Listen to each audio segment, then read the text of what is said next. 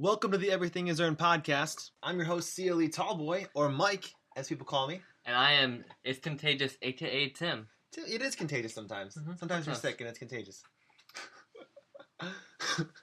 Or sometimes catching the ball, as Jarvis Landry, is also contagious. It is contagious. That is good. So the Browns got some players in the Pro Bowl, which is exciting. We got a few things to talk about today. So we're going to talk about Browns guys in the Pro Bowl.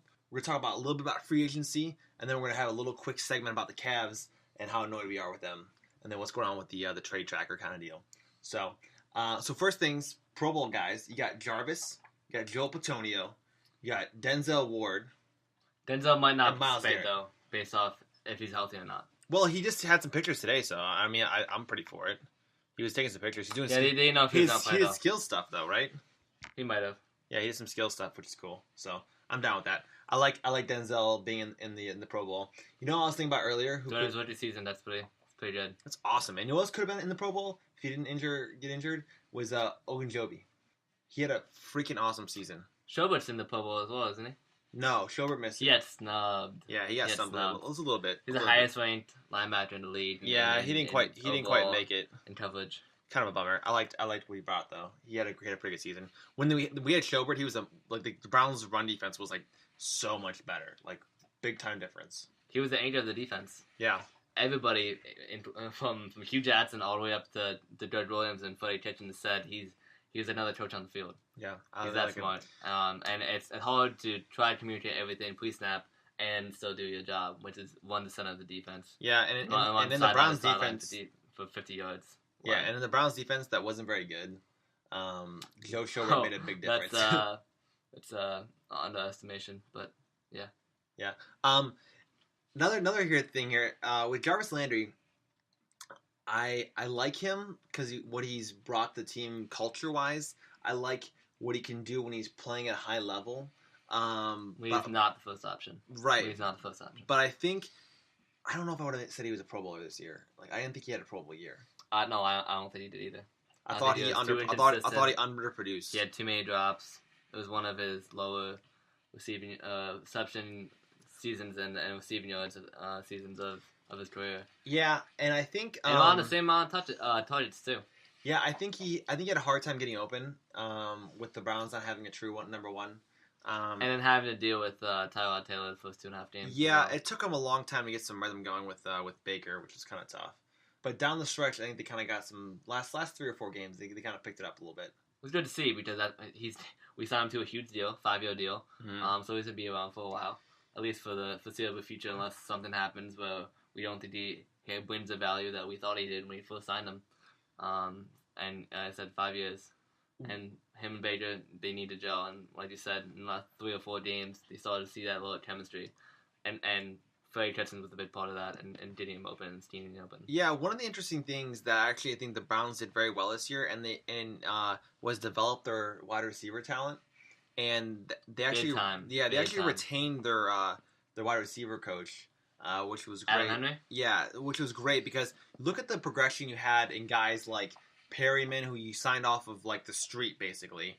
You got Higgins that went way up. You had guys that like Willies and Callaway found some of them too, and like Ratley who were like nobodies, man. Like I mean, to be fair, Ratley is still no one. Right. So I don't think they made the team. But they plugged and played him in, and Baker was able to make him productive, and the receivers coach got them up to speed where they were in the right position to make these plays. I think it's a very new thing for Cleveland Browns fans to see more than one area that like work each other and helping the team get better. It's not just a quarterback that has to do everything. It's not just the coaches that have no talent.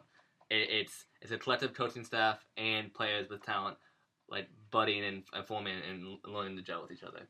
Yeah, and that's a new exciting time. That's why I'm so stoked for next year.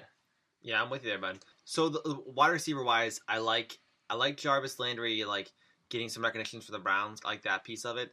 But on the flip side, I don't necessarily like that he made the Pro Bowl. Pro Bowl is more like a fan vote versus like just like the All-Star game versus like the being All Pro. Just like the All-Star game in the NBA. Yeah, like I think Derrick Rose was number 1 in voting. Yeah, for first.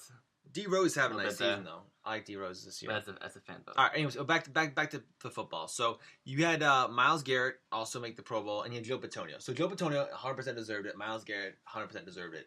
Those guys had great seasons. Myles Garrett needs to work on his flopping. Yeah, he needs to work on his flopping. He also needs to not get so many penalties on false starts. So he needs to work on his help on the run defense. Right, but I was noting it the entire season when everyone was like, "No, it's fine." I'm like, well, I pegged the Chargers game specifically where he didn't help at all because he just always, like I said, he tried to time it up, time up the snap, and he always left the outside and left that C gap wide open, right, constantly. Right. We left our nose tackles who were really thin by themselves. Yeah. So let's kind of segue that into our next part here. So we're talking about free agency and who's available, who's out there. Now, one of the big names that's kind of being thrown out there is Grady, Jarrett, Falcons player who is a free agent. Now, the Falcons have already said, they're going to make him a priority to sign.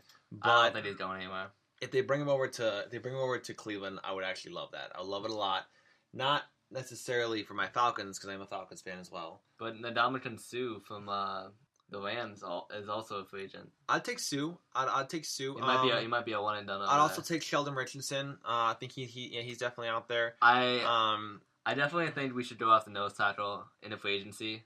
Unlike past regimes drafted high nose tackles in the first round. Yeah. Danny Shelton. Jump on piles. Yes. But yeah, it's very interchangeable compared to more skilled talent and more necessary needed positions like the linebacker and wide receiver, which we need help on. I think priority wise, I want to draft a linebacker, but I want to give me a stud. I want to get linemen through free agency. I'd trade up for sure. Yeah, I think you can get linemen through free agency. Also, speaking of free agents, I would probably pay ridiculous money to go get Tyrann Mathieu.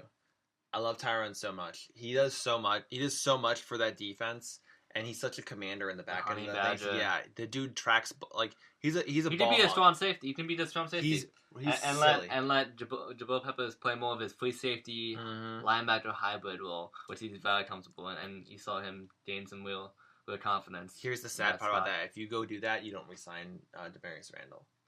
So whatever, but you get exceptionally better by doing that. You don't. Yeah, you lose the verbal communication and that fire from your secondary, but you gain a better skilled player who has more experience and who's I think is clutch. Yeah. Here's the other thing too. Speaking of free agency, I don't care about the running backs out there, so I'm talking about Kareem Hunt. And I'm talking about Le'Veon Bell. Don't care about those guys at all. Also, don't care about quarterbacks for once in like a million years. Well, I mean, we need a backup because Drew Stanton isn't going to do it. Yeah, but whatever. I'm not too worried about it. That's such a secondary thing. Like, if you're going to get a backup, I'll take Teddy Bridgewater. He's out there. He's not a bad backup. He's with the Saints this year, right? Yeah. Also, in free agency, I would put money at Golden Tate to fix my wide receiver gap. I'd give him some money. He's a slot receiver. We don't really need him though. We need a big receiver. He's not. I don't think he's totally a slot. We need a big receiver. I like him. And then I would probably put some money at C.J. Mosley. I like C.J. Mosley a lot. I think he's awesome. So if the Ravens don't retain him, that should be probably number one priority in the offseason. So wish list here. If you had to pick your free agent out of the ones we're talking about, Grady Jarrett number 1. Nose tackle, absolutely, yeah. And then Ndamukong Suh number 2. Yep. And then I would say Tyrann Mathieu. I want a left tackle still, either through the draft or through free agency. Well, you have Richardson and you have Harrison. You don't have faith in those guys? I feel like the organization, what Dorsey was saying. Robinson? Yeah. They need to resign him. And I think Robinson, and they're good with Robinson, and they're good with Harrison. I just want a stud. I don't have to worry about it. Stud? I don't need studs. I want a stud. I want a stud at every position. Whatever, Tim. Give me a stud at left tackle. Give me a stud at linebacker. You're being selfish. Give me a stud at free safety. You're being selfish. Strong safety. Nose tackle. Get ridiculous. True wide receiver, number 1. Whatever. Give me it. Whatever. If you go get, you either get Grady Jarrett or Grady? Tyrann Mathieu, I'm going to lose my mind. I want either of those guys. Put the money out there. We have plenty of money to spend. Yep. Fourth most in the NFL. Yeah, it's crazy. Plenty. It's crazy. Those dollar bills. Yeah, give me dollar. It's raining. It's raining in Cleveland, man. We're about to pay some people. We got time, man. We got got Baker on a 5-year contract, so we got 3 more years to worry about that. Right. So I'm cool with it. Same We gotta give some money to Miles in a couple years, but whatever. We'll figure that out. Okay, so here's last piece. Cavs, they're pretty awful, which we're pretty much on board with that at this point. We know they're gonna be bad. Who would you like to trade? If you could trade any of the pieces right now, who's your top 4 tradable pieces? Tradable? Yeah. Alec Burks. Alec Burks, boom. He's a good asset. Rodney Hood. Hood, boom. I like it too. There's not. You guys don't know like this, but Colin Sexton, get rid of him. Okay, We're done with him. I don't Close want him. the book on him. I don't want him. We do it. Trade him when the value's high. Trade him by the value. It's not high right now. That's a bad thing. People don't want him. He's a rookie. But I think his value is gonna be highest right now. That's the sad part. Yeah. He looks awful, but I think after this year, people don't realize that he's not gonna turn a corner. Yeah, he's not gonna figure it out.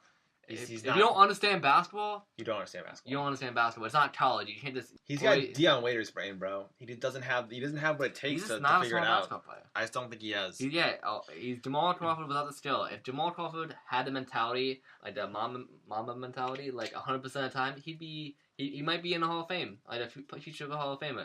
But he has the mosey around like mentality for like 85% of the time, and when he wants the ball out, he just goes nuts. Yeah. But yeah, Deion Waiters mentality. Yeah, he's got Deion Waiters mentality. Not a fan. I'd also say you could probably trade Tristan or Clarkson. I'd say one of the two, not both. You have to retain one of them. I want to retain Clarkson. I refuse to trade him. Well, the February 7th is trade deadline, right? So it's February 7th. So it's during the All-Star game. I think you're gonna see some trade. You're definitely gonna see some player movement. I want to look at my phone and see the notification and be happy about it. I just don't want to Colin Sexton Dawn for like a washer. I just don't want to see that we traded like away a good asset like Tristan or Clarkson for nothing. Yeah, don't move him for like a garbage player and a 2nd-round pick or a protected pick. And the bad thing about it is I don't have faith in Kobe Altman. I don't. Yeah. David Griffin recently said that the Cavs will be the epicenter for trades, and they said right now Rodney Hood's trade value is super high. Yeah, a lot of people want him. The Pelicans want him. Houston wants him. A lot of. He would fit in Houston. He would fit in New Orleans. Oh, and Milwaukee wants him too. Yeah, there's a lot of need for. He's got a 1-year deal, small contract for the scoring wing off the bench. And the Cavs got some money they can definitely play around with. So pay down a contract, get some picks. I'll literally trade everyone on that roster except for Love and Clarkson. That's all I want. Jetty. Sorry. Love Jetty Clarkson. Can't forget. Wipe everyone out. I love Jetty so much. The first Jetty. He's the last Jetty. He's my only Jetty. He's my only Jetty.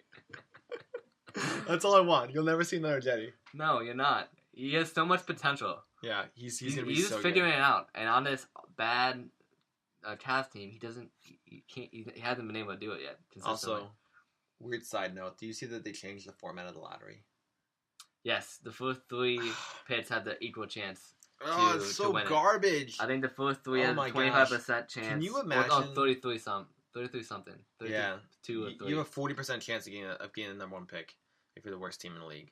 I cannot. That's the first 3. Yeah. And then it goes 4 that I think you're right. It's 40. It's at 42.5. And then stupid. The 4th goes down to like 30 some, and then can you 5th imagine goes down to 20 some. Enduring the season and not getting a top 3 pick? That'd be awful. That'd be horrific.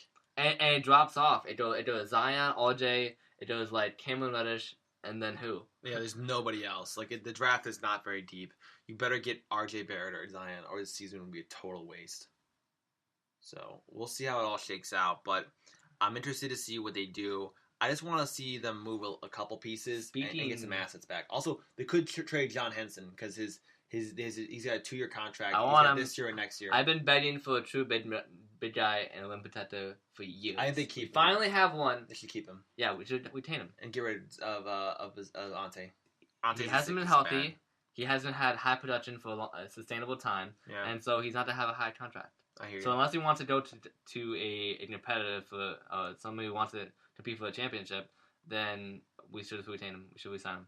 Right. But with the whole Zion thing, did you see that Scottie Pippen said Zion did enough for college basketball and he should just stop playing and sit out the rest of the season? Oh wow! And then declare for the drafts. And then Zion responded to him, and it was like, no, I can't let my fans down.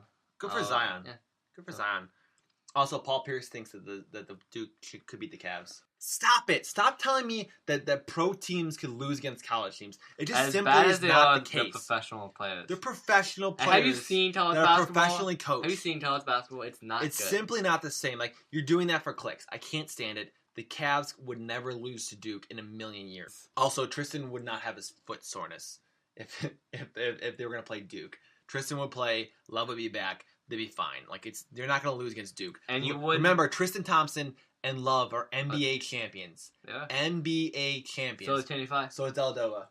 Boom. NBA champions. You're not going to beat a pro team with NBA champions. And who went up against the Golden State Warriors. I mean, come on, get real. Get real. I can't stand it. I like Paul Pierce a lot, but it's just a clickbait take.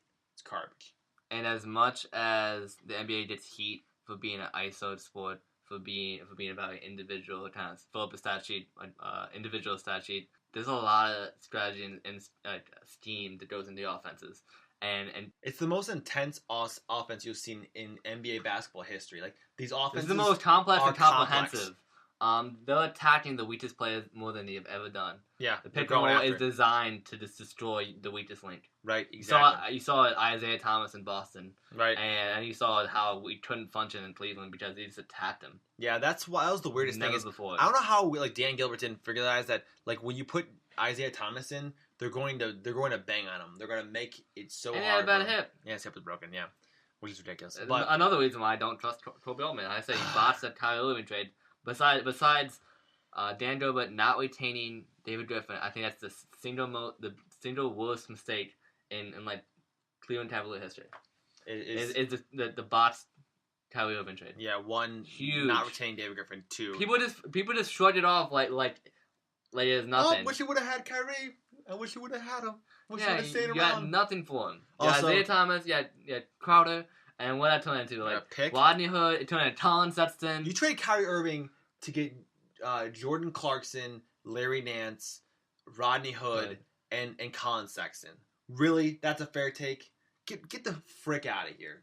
Kyrie Irving was worth way more than that. Yeah, we went from... Also, you should have traded Kyrie Irving for Kemba Walker straight up. We went from having, in my opinion, the best GM in the league in David Griffin to one of the least experienced in Kobe Altman, who basically just gave in to Kyrie Irving's trade demands. So bad. Instead of listening to LeBron James, the best player ever. But what does he know? But listen, it took Kyrie 2 years to admit he was wrong. So, make of that what you will. So. Oh yeah, there's all the stories. Like, oh yeah, come back to Cleveland, blah blah blah. I'd take Kyrie back. I love Kyrie.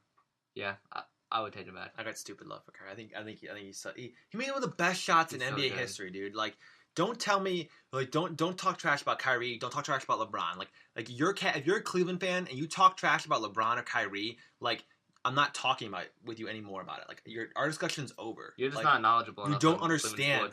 Like, they broke the 52-year drought. If you can't have love for Kyrie or LeBron, like, you shouldn't be a Cleveland fan. Like, you don't deserve to be a Cleveland fan. If you think that, then you just need to follow us. Right, or you're such a ridiculous like football or baseball fan, and you don't see basketball as one of the primary sports. And then you're just delusional. A little intense, but yeah, over in Cleveland, more intense. Yeah, in Cleveland, more intense. But here's the thing: 52-year drought. LeBron James is the best player to ever play basketball. Kyrie hit the biggest shot in NBA Finals history, and if you're gonna tell me you can't be a fan of them because they left Cleveland, then get out of here. Like, you don't understand sports then, man. Like, I understand you're emotional because they left us, but they broke a drought. They won you a championship. When was the last time one of the teams you root for in Cleveland gave you a championship shirt to wear? 52 plus years. 52 plus years, man. Don't tell me about the Browns championships back in the 50s, man. I don't want to hear about it. I don't blame them too much. I don't want to hear about it. I think they won the championships, but you're gonna tell me you didn't love that summer of 16? That you didn't have fun the whole time? Yeah, anyone that was a part of that, either watching or at the games, you're never gonna forget that. And RJ just came out with an awesome article on the players' tribute, and saying that no one's gonna forget it. Coming out from 3-1. It'll be one of the best finals in NBA history. Like, when you look back on things and we think about it over the years, not just Cleveland fans, but the NBA world will recognize and remember the 2016 NBA Finals because of how it all went down and how historic the ending was and how incredible the shot was, and then Kevin Love's defense at the end. Game 5. So, it's amazing. Kyrie and LeBron put up 42 points apiece. On the road. The next game, LeBron puts up 41. And then Kyrie put up again like another 40, didn't he? It was almost, like 36 or something. He's crazy, 37. dude. And LeBron told us he had like a triple-double. Yeah. It's ridiculous, man. It's ridiculous. Also, Curry threw his mouthpiece. He did. It was amazing. He did. We were at the game. And Tim and I were at the Finals Game 6. Don't question our fandom. We were there. We were down for it.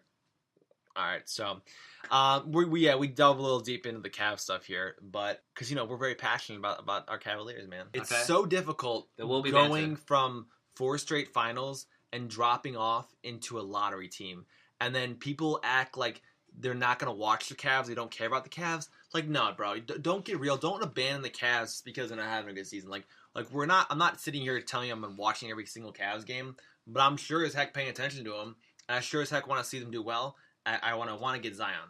So give me Zion. Yeah. Give it a Sexton.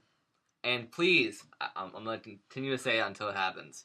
I hope so much that Dan Gilbert sells the Cavs and someone that actually is passionate about Cleveland, is always from Cleveland, actually cares about bringing the team back into its former glory that LeBron and Kyrie and Kevin Love. Rich Paul should buy the Cavs. Restored. Rich Paul. Clutch Sports, bro. Clutch Sports should buy the Cavs. He's done. I take that like a what?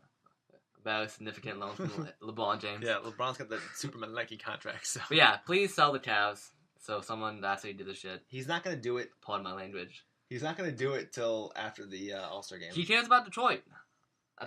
That's where he's from. Yeah, that's where his heart is. And that's what he's doing all his work on, paying all his attention to. Fancy Casino never got finished the way he said it. Like we talked about before, he's the lesser Jerry Jones of the basketball. Yeah. Here's what it is, bro. Atmosphere. Here's what it is. So that's going to wrap it up, guys. If you like this episode, make sure you give us a like and or comment, and please subscribe to our podcast and follow us on social media. Find us on our handle, CLE Sports Pod, or just type in the name Everything is Earned. But as always here in Cleveland, everything here is earned.